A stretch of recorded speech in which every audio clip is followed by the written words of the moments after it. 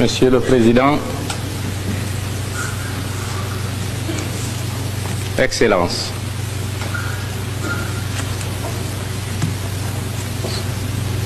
c'est avec une réelle émotion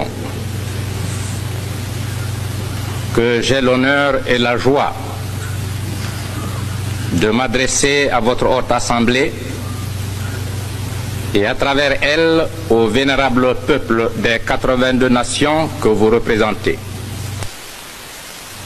En effet, en mettant fin à la domination étrangère en septembre 1958,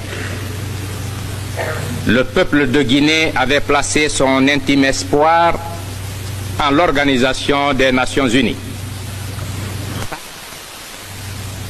En nous reconnaissant et en nous accueillant comme membres des Nations Unies, vous avez brisé le cercle d'isolement que nos ennemis, les ennemis de l'évolution africaine, tentaient de refermer autour de la jeune République de Guinée, afin de décourager définitivement toute velléité de libération sur le sol africain.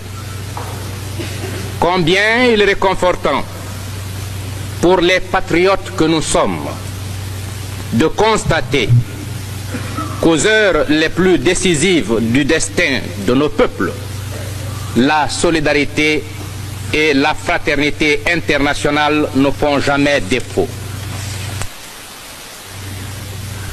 Le gouvernement que j'ai l'honneur de présider, fidèle à l'idéal de justice et de solidarité, fidèle surtout à l'action et à la volonté unanime du peuple de Guinée en faveur de l'accélération de la lutte des peuples opprimés, entend une fois de plus proclamer que la liberté de l'Afrique est indivisible et qu'en conséquence, l'indépendance guinéenne est inséparable de celle des autres peuples d'Afrique.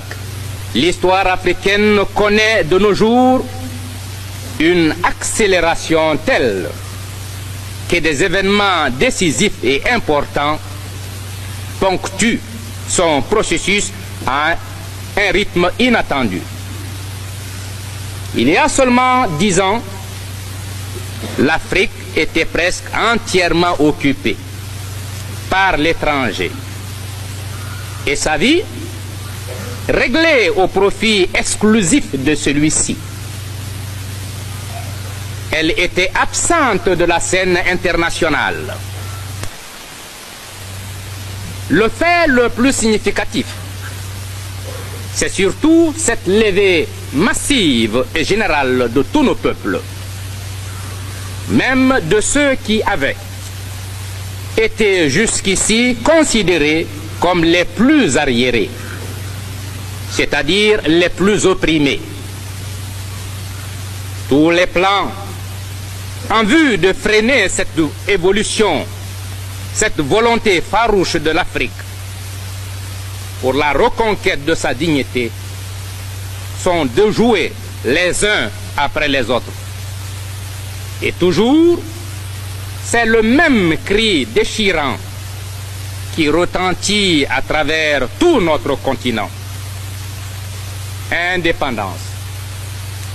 Ainsi, indépendance et unité sont aujourd'hui les deux forces irrésistibles qui secouent ce grand point d'interrogation qu'est l'Afrique, en agitant toutes les forces vives.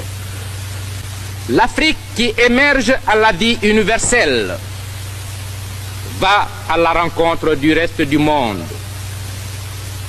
non pas comme un élément antagoniste, mais au contraire, avec une entière volonté de coopération, un souci conscient et constant d'être un apport dont le monde ne saurait se priver sans compromettre ses chances et ses ressources. Les nations qui s'étaient attribué le rôle dirigeant en Afrique ont cru pouvoir agir au nom de nos peuples. On connaît l'échec qu'elles ont récolté.